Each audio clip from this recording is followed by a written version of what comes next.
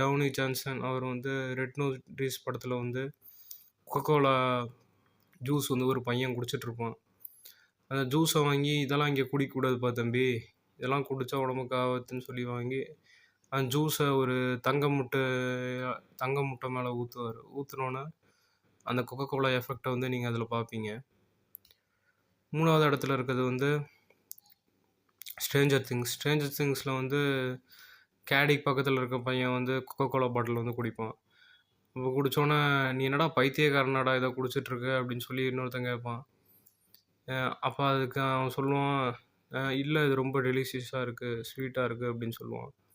அப்போ கொக்கோலா பற்றின விமர்சனத்தை வந்து ஸ்ட்ரேஞ்சர் திங்ஸ்லேயும் பண்ணியிருப்பாங்க.